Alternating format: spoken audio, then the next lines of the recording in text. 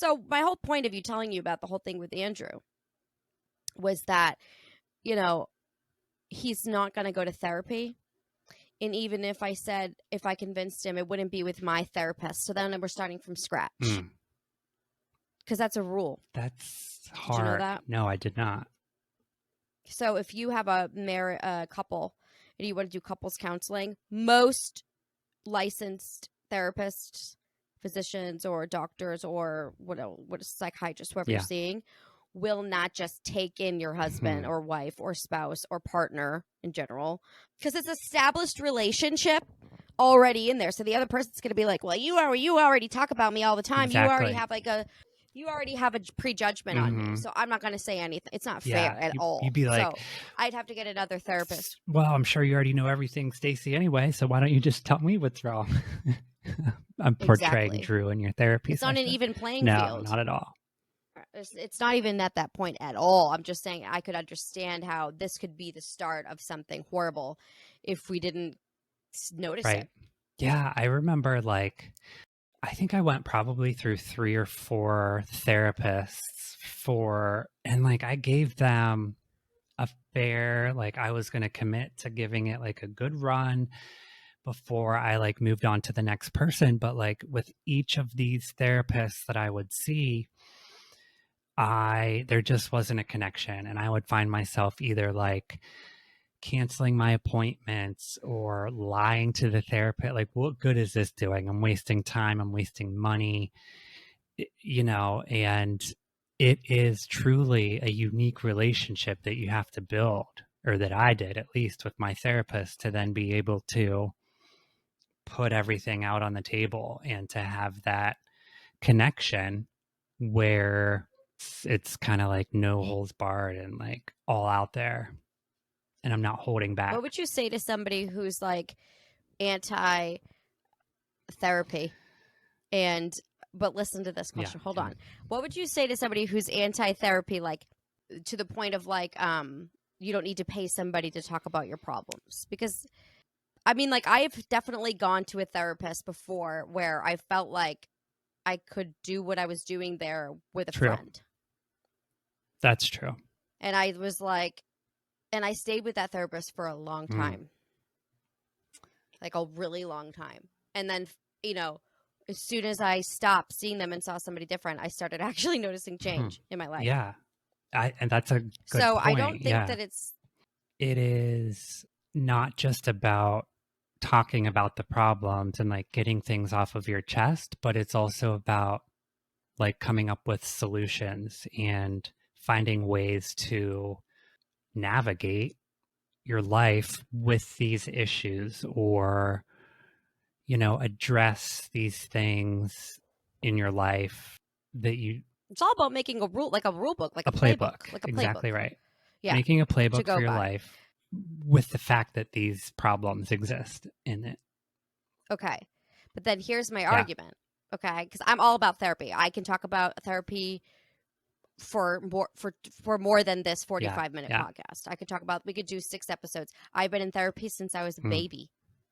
Like, not a lot of people can say that. I'm 33 years old, and I've been going to therapy since I was in grade school. Especially in the 90s, like, it just wasn't a big thing, I feel like.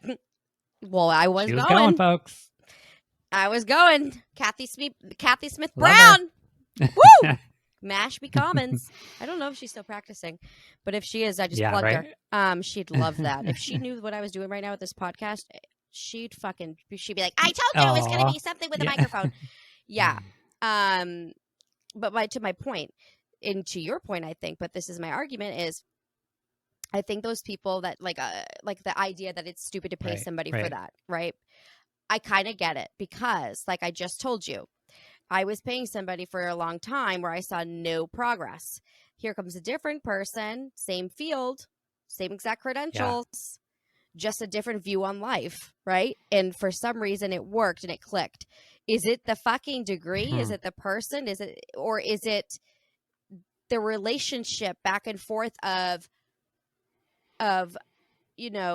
trusting them, them vibing with you vibing with them. I'm covered in goosebumps right now, by the way, because I kind of have that feeling that I'm right. It doesn't take like a mastermind genius psychologist to help other people. No, I know. Because I help people all the time and they help me all the time. I was just going to say that. Like, I don't think it's the degree. I think it totally is the vibe and their ability to make that connection. It's like why some people are friends and have a connection, or like you find your lover and your husband. Like Drew is not the husband for anyone. He, you know, it's this connection and relationship that you are able to go back and forth. And just because that therapist that didn't necessarily help you put together your playbook perhaps has had many successes with other people and putting their playbooks together. Exactly. And that's like why it's the person who's seeking help's job to go shopping, like you said.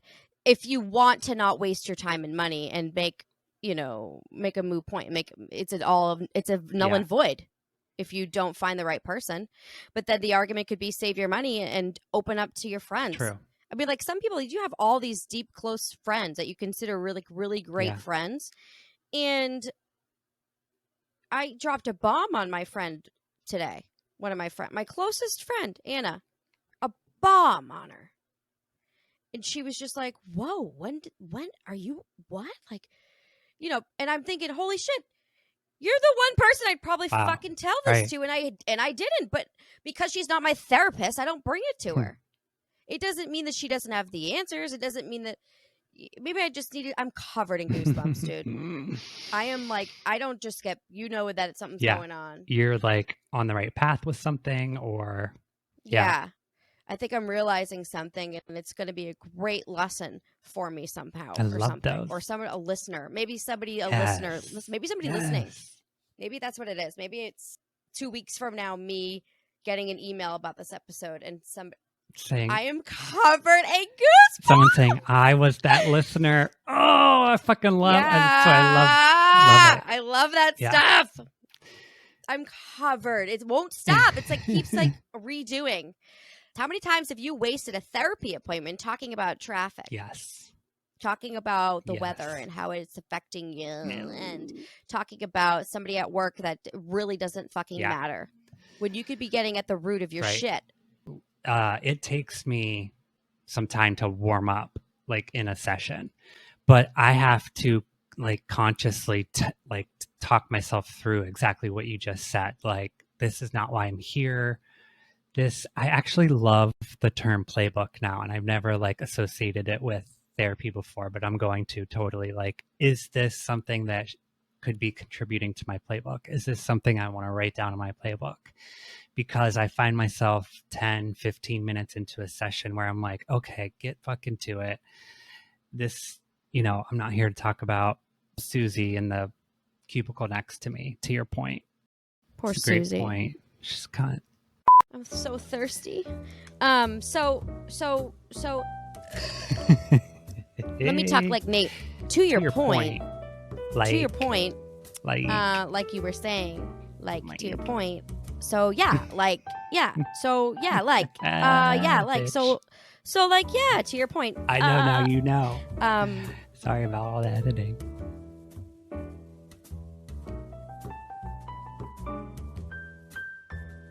I think that we could benefit if we just started talking a little bit more to the people that are around us that we already trust and love.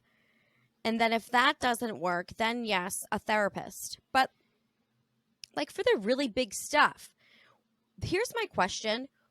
Why am I in therapy? I've been in therapy since my parents got divorced as a young child. Why the fuck am I still in therapy if it quote unquote works? Yeah. I get that question from people a lot. Yeah. Well, I don't think it's something that we have come to use as a tool to handle our mental health, our relationships. I don't think that there is, for me, I have depression and anxiety, and I utilize therapy in conjunction with medication handle it. You know, I don't think there's like a cure for it necessarily. Somebody I know mutually with my husband, like, died because they went out drinking after they were told they shouldn't be drinking anymore, or they're going to die. They're like in hospice or something. I don't After like remember. a But stint of sobriety. and I said, well, they couldn't believe it. No Oh, sobriety. And they couldn't believe it. They just were told you can't drink anymore. They couldn't believe it that they went out and drank. And I was like, well, Nate, like, this is my husband, and I was like, I can't believe it. And I was like, well, Nate, literally on the way home from being in the hospital for 2 months in an inpatient program from having a fucking stroke, relapsed on the way yeah. home. Do you know they give people beers in OR? My stepmom told me Really? that. Because she did surgery for a long time, and they would know within like minutes if you are an Because your body alcoholic and you're is, going through withdrawal. yeah. They had to give you a beer. They keep beer in the fridge Dang. in hospitals for that reason. Makes sense. It's physically dangerous. I still have that voice at the back of my head. I'm going to go out and say this. This is so hard for me to say openly. Like, really hard for me to say this right now. I don't know if I'll be able to be completely honest to you guys today, but I will try to go around it in a way where I still am living in a little bit of fear, because I'm not ready to not live in fear about this yet. But it doesn't feel safe. But I feel like I am having to do not all. I feel like I'm having to undo years of AA. Not all of it. Some of it's really great. But some of it was not great for me. Not because that's how it is permanently. That's not because I believe it's permanently like that for everybody. This is what happened to me. Like, this is how I feel about me. I feel like I'm having to undo years of that. So when I hang out with you and I'm having my non-alcoholic zeros, my Heineken zeros, and I'm doing the CBD thing, and then giving you sage and being more spiritual and talking about how I'm not going to AA, and then I first met you, you were still going to meetings. You don't talk about meetings. And then I'm like, oh gosh, am I a bad influence? Am I like a spiritual, am I bringing this guy down with me down this path? We're talking about mushrooms. We're getting into, you know what I mean? We talk about a lot of things. We're going through this path together. I think maybe if we openly talked about it, you and I, like through text, or if we like brought back those like beautiful weeks of our friendship where you weren't working, where we like were each other's soundboard for every move and thought we made. Like, it probably wasn't that healthy, but I was like, you really helped me in those weeks where you weren't working. Like, I really needed a friend. And we talked a lot about AA and how I don't go there anymore, and that stuff I can't talk about in my own therapy. So this is like to my other point earlier too, where like you were the only one that I could talk to about this. But I am so afraid of my actions leading to a drink, which alone isn't like a great lesson from AA, but I don't want to live like that anymore. And I'm afraid to even talk about how I have to undo my fourth step. And like, the argument could be made against me. So I'm so afraid. Like, oh, that's what it's for. Or I you're supposed to do that, or you're not understanding, you're interpreting it wrong. What do you mean? It's how I interpreted it. Interpretation is exactly that for each person, to based on your perspective and fucking interpretation of whatever it may be. That honestly is the first thing that made me start to question AA, was the fourth step. And just that it seems so, why are we dwelling on all of this stuff, sort of, is how I thought about it then. But like, back to what you were saying, that was like such a special time in like our friendship and like developing our relationship. And I like miss those days where we would just like be on the phone for hours, be texting 24/7. I should have known you were going to get fired when you were on the phone with me every day. 24/7. before you got fired? Like, I you'd call know. me and you'd be like, I oh, I'm was out by the doing like dumpster. I'm like, what? supposedly, Where are yeah, you right now? working. But I think that enables us to like go into different phases of our relationship. And I think that I don't want you to think that like you're a bad influence on me. I think that I met you at the exact right time for a reason. Like if I hadn't already been like considering these things and thinking about these things and having the same thoughts and emotions that were about the program, and like all of these things going through my head, and like I found the person that I needed to at exactly the right time, and I'm so grateful for that. And I think that Right. like, we've said it 1,000 times, like no coincidence, and just happened exactly when and how like I needed it to. I know that. And I think it's something that like we definitely should like explore in our friendship and talk more about Talk about and what? be open more about it. And Be more open yeah, about it. Like, how is it affecting you that you don't go to meetings anymore? Because I can tell you how it's affecting me. I was listening to a friend have a conversation with their sponsor. Well, not listening, but I knew that's what yeah, they were doing. They left the room with a phone, and I knew she's like, "Oh, my sponsor. I need advice and about my sponsee mm, because she's a sponsor." And I was just like, "The yeah. fuck!" Like being on the outside, that The audio. The fuck? fuck. That I'm like, it's just so fucking ass backwards to me. And I like looking at the outside in. I'm like, now I feel like, am I wrong or am hmm I right? Is it normal that normal people are helping normal people do normal people things, but then they also need help about helping normal people? Or is it fucking Yeah. weird that you're going to a random human who has just this one thing in common and you're telling them all this deep dark? I've told two strangers the most serious, Yeah. intense shit of my Yeah. life. And then I call them every day talking about it over and Right. over and over for years. For That's one of the years. things I found For strange. It's like years. The same same conversation for conversation years. over and over.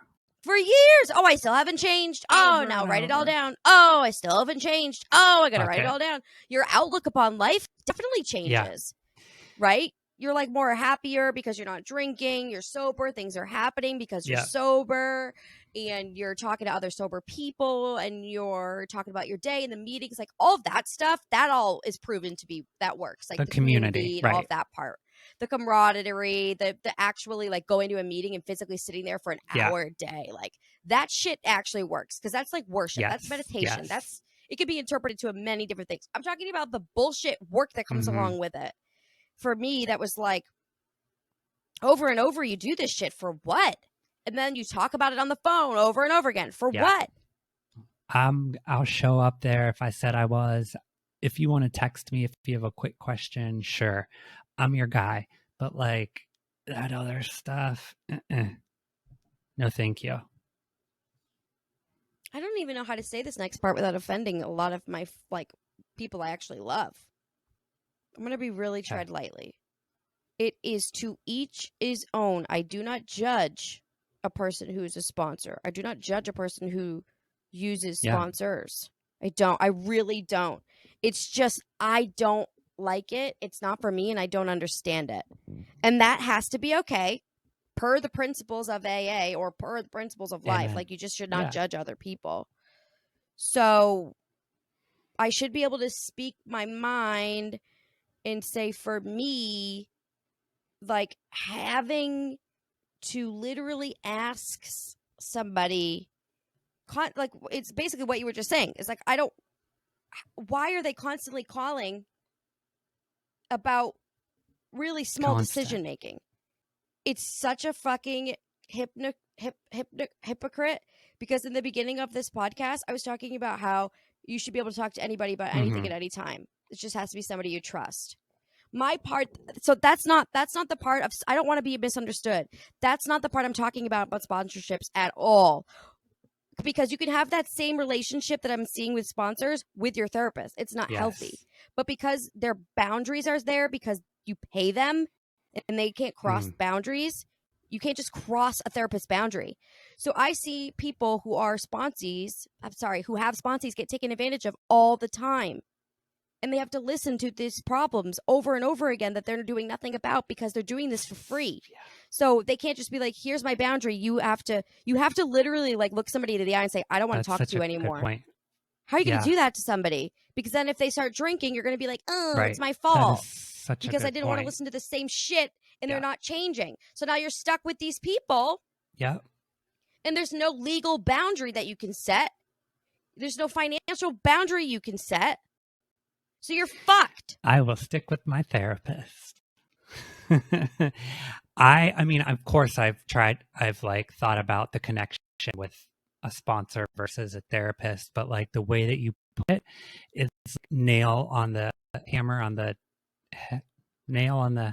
you hit the nail on the head just with that boundary. I go to meditation. I see a therapist who I pay who doesn't say hello to me on the street because I wanted it to be that way. I told her in the beginning, I was like, if we see each other, just say hello because I don't want a friendship because I will derail you. I will fucking ruin you. I will own you. So I always tell Drew, when I win my $365 million, I'm going to make a compound, a fucking compound. I will live in a shack if I have to spend all that money. Because these people deserve a safe space to live in their own town that they call home, that they pay taxes, that they're part of that community. People care about them.